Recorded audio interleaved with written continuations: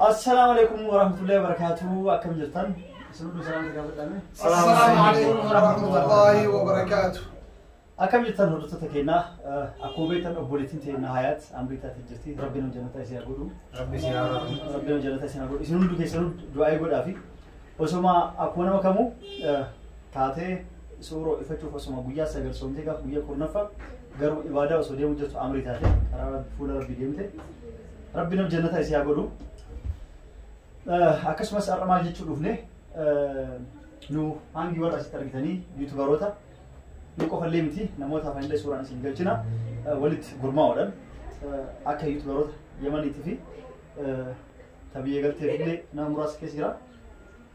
akka yuutubaroota taanee waa murteessinee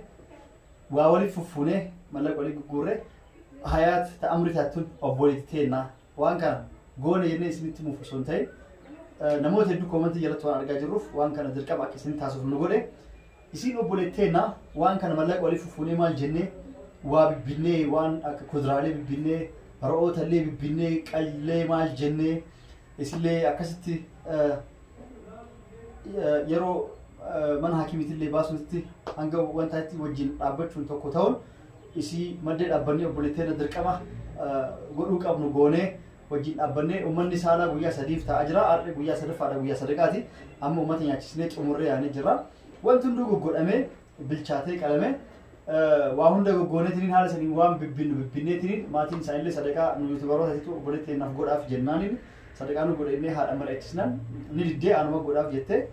nullee dirqama obboleetteen waan taateef harka keessa buufachuu feenaa keessa naqachuu barbaannee nullee maatii gargaarree akkas goonee jirra jechuudha. maatii wajjinu akkasitti haala sanii sadaqaa bareedaa goone haala saniin maatii wajjin uummata dhufe keessummaa dhufe guutuu nyaachisnee uummanni kun saalaa yookaan addaaraash keessa ta'anii du'aa godhaa jiranii guyyaa sadiif osoo addan kutin har'a jiran jechuudha guyyaa sadaffaadha taaziyaa jechuudha haala saniin geggeessaa jiranii maatiin dubartoonni illee namni hedduu jira jechuudha akkasii wal bira dhaabbachuun obboleetteenna ta'amrii taateef haala saniin nu yuutubaroonni argitan guutuun asirratti suurallee kan argitan guutuun waan bibbitamu kana guutuu akkana bibbinee waa hunda goggoonee bira dhaabbate bulteennaaf haala kanaan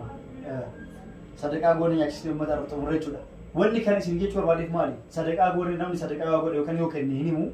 isinitti himuu yookaan immoo waan biraa isin mul'isuuf osoo hin ta'in koomentii viidiyoolee gadhiisan tokko tokko jalatti koomentii hedduu argee jira ammas karaa keessatti namoota hedduu na gaafataa jiranii hayaati mee warra maatii akkamitti gargaara obboleettiin teenya tun ilmaan qabdi ilmaan dhiistee gara fuula rabbii deemtee haadha qabdi wanti kun dhukkuba yookaan immoo itti yaadee akkas tasa waan uumame jechuudha balaa akkanaati irrallee rabbi sinaa eegu karaa rabbi itti amrii taatan jedhe rabbi karaa ittiin hin deemtan jedhe namni beeku rabbumatu iyyuu beeka kanaafu rabbi bakka jirtanis isin hundaa isinaa eegu namoonni hedduu akkamitti obboleettiin tana bira dhaabannaa gargaaruu feena obbolee ilmaan isiisanis nullee harka keessa buufachuu feena sadaqachuu feena jedhanii obboleettii teenya tana ni jaarannaa isiniif qofaa miti obboleettii teessan qofaa miti nulleef obboleettiidha ilma teennaa jedhee warroonni gurguddoleen nu gaafatee jira namoonni biyya kamiinuu jirtan haala sanii nullee bira dhaabbannee ni gargaara karaa ittiin gargaaru nuuf uumaa waan jettaniif nama san hundaaf tokko tokkoon keessan deebisuu waan dandeenyeef nullee akka yuutubaraatti haala kana waan kana goone yuutubaroota dubartii qofa ofirraa dhiisnee akka dhiiratitti waan kana goonee jennee jirra jechuudha. waan kana waan gooneef isinillee haala kanaan warroonni hin hirmaannaa itti nu gaafatan waan jirtaniif warroonni biyya adda addaa jirtan karaa kamiin gargaara waan jettaniif keessaa takka takkaan deebisuu waan hin dandeenyeef akka waliigalaatti viidiyoo kana dirqama akka waraabnuuf obboleeyyan tiyyaan mari'adheetiin haala kanaan isiniif qopheessinee jira jechuudha warroonni gargaaruu barbaadan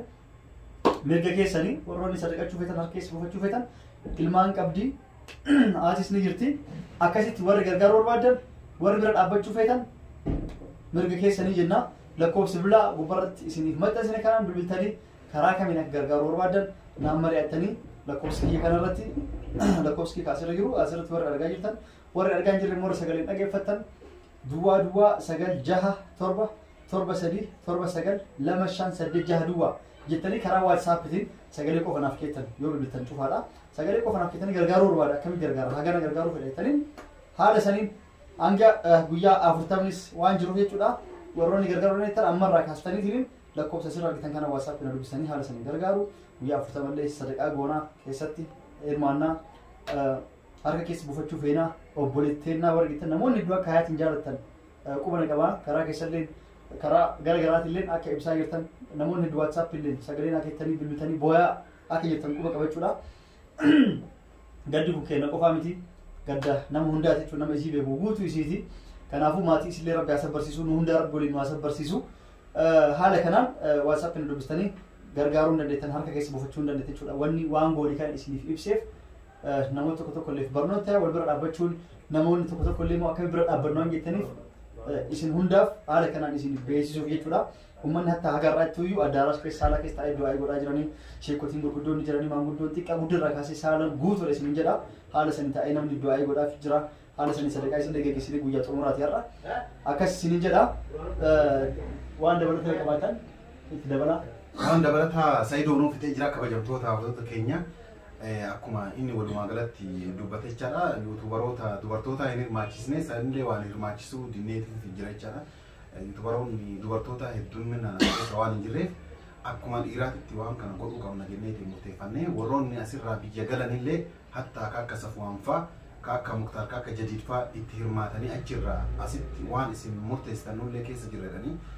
hirmaatanii wajjin sadaqaa isii akka gaariitti akka jaabaa kanatti goonee jirra. Wanni ilmi namaa nama duuba hafe tokko namaa godhu kanuma malee waan biraatiin miti jechaadha. Kanuma amma wanni viidiyoo kana waraabnee illee namoonni waan kana goone waliin mari'anneeti. Namoonni hedduun ammoo warroonni yuutuubaran ta'in illee ijoollee biraa duute mucayyoon tun jechaadha. Ijoollee isii miskiina tana gargaaruu qabna warri fedhii akkasii qabu hedduu waan jiraniif nus waliin mari'annee namoota akkasii hedduun waan jiraachuu danda'aniif maaliif nama karaa hin banne ka jedhu jechaadha. Viidiyoo kana waraabne akkasumas warri humna qabdan ilmaan isii tana kana malaakos isin maxxansine kana haaluma salphaatti gargaaruu dandeettanii wal gargaaruun ammoo aadaa teenna kana daran illee wal bira dhaabanna jechaadha. Isii qofa osoo hin taane namoota akkana ta'an kan biroollee jechaadha. Kana namoonni yuutubaroonni biyyoota biraallee warri waan kanallee keessatti illee hirmaachuu illee hin dandeenye dhugaa dubbachuudhaaf viidiyoo garaagaraatiin gadda keessan garaagaraa agarsiifataa turtanii dhugaa dubbachuuf dhugoositanii hundi keessanuu garanumaan akka nama tokkootti isin galatoonfachuu barbaada jechaadha. Warri gaafa ayaat amrii taaterraa booyaa jiran jechaadha. Namoonni bifa garaagaraatiin waan adda addaa haa jedhanii malee namni dhudhuma garaa isaa namaaf bu'a jechaadha. Kanaaf galatooma ulfaadha isin jedha. Hammuma dandeettan hammuma yaaddan laakos isin maxxansine kan irratti gargaara wanni isin gargaartan kun qaxxitamatti osoo wanta kan ta'in warra bira gaama yoo ammoo danda'ame jedhechaadha. Namoota isii firmaate yeroo biraatitti jechaadha osoo ta'in yeroo biraatitti gara fuulduratti gaafa warra kanaaf mallanni kennamu viidiyoo namoota waan kana kennanii guutuun takka takkatti waraabamuu dirqama ta'a jechuudha. Maaliif amantummaa yookaan mallanni kun nyaatama maal osoo hin taane amantummaa namni fakkeenyaa namni tokko dhuunfaatti waan itti erge waan kana abdiin geessiramu geessee hin jiru wanni namni ragaa ittiin bahu viidiyoo waan ta'eef jechuudha.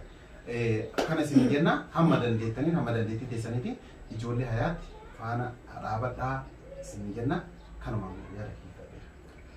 Bareeda akkuma Abdii fi Sa'iid jedhani yaaduma tokko irra ooluun yeroo fudhata malee waan nama godhuun qabu ammoo yaadni isaan isiniin jedhan isiniif gale waan jiruun qaba waan isiniif galeef sanumarra dhaabbattanii isin hundi keessanuu bilbila achirra isinii keenya kanaan yoo rabbi jiraachiin ijoollee isii gargaartan ilmaan lama biraa kutte ilmaan lama bira jira har'a haadha bira jira. Kanaafuu ilmaan kana bira dhaabbattanii utubtanii gargaaruun ilmaan Oromoo hunda keessanuu laachisa jeetiin amana akka nama tokkootti. Keessaafuu nu qofa osoo hin ta'in yuutubaroota qofa osoo hin ta'in warri maatitti bilbilaa jirullee ni jira. Tokko lamaa miti.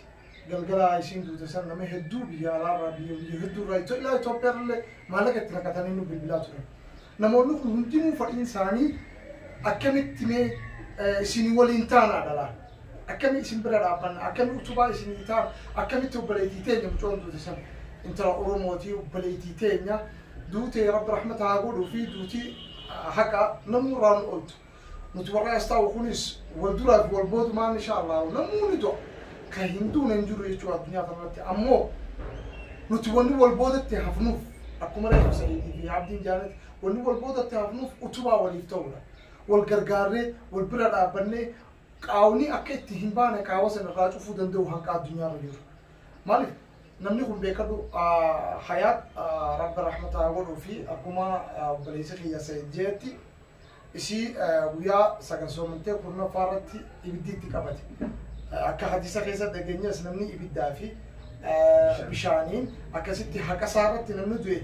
نمني سدين خوني مال جان ورا جنتاتي مالي في أماس مرتبة شهيدي كيسة جراني وانا عارف ونوفو بيكدا إشي ربي سبحانه وتعالى دلي سي رهارة رموفني قنديا دعايس قداف جبدون دعاي خربي وتخلي كموس غرغاري وتباتي في خانس إن شاء الله دعاي قد عثمان سنة دامنا هنكر ما يعطيك يا ربي والسلام عليكم أكاسين جنة هربطة جنة واني كانون دقواني سبب بالله سنه هم نجرا أكاس مس فيديو كانون لي channel إسي ترى قديسنا channel إسلي سلام وقتنا دمو نمون ندو فيديو لي راها كاي شايفتني نمون ندو واحد دو شايفتني سلا channel تكو يوتيوب تكو وادا لقي وانا شراري دو نمو أفتح سنيلي كمسي ترى قديسنا channel لفول لي جولي بسيتي ففاي شولا أكاسين جنة هربطة داوتوس كنا يوام بالله سنجرا دي فنو قدا إسلي دعاء نو قدا ربنا جنة ثابور جلاتي أسوان دامس تنورت كيشو دبلت فور ورمالي بوليجن تيه ثمان أربعة درجات تام متوقع كيس دريدن ربي سنايبو الدو فيجا نمون تكتب كليفن تاني في جرا غازي نكمل دو جلاتي كبوا أردي بيتين أمن نكملتي أكن نجاف في جرا فلا وين تقول غازي نيرو إسين الربا كاتي سورة أو إسوف اتكاب سيستو غازي هفور يا ملك الليز كيس جوته تسمى سكوتين بلانجرو فا الليز ملك كيس جوته إسين اتكاب سيسنا كم ملك كيس جرو بلبل جدي جوته تين هذا سن جوته حياة سلسلة ويما جمالة كامني أكفول لي في هركة تقول جوته كانتي وان نم أجج شجع ولا متي تمرب بيتي كنافو ربي سنا أيه ويدا سبارة إذن ودي كيس مكيتني توان غازا كنير رئيس نيجا وفيجا تول شالا لا يورو من عرب اليوم جتن كدري جنس كمان وفي كيس من كيس اللي هتني غازا تقولي من كيس بونتي ورتن تجرا اللي سا يورو هون وتن إن رابطنا شوفوا عفور يوكان شركان ويوكان جرا تاتي وفي قتري مسكوتي بتني كله سياستني كابسيسو قبل جدا دبيس نتي الرسمو السلام عليكم ورحمة الله وبركاته نجار نفترس الجنة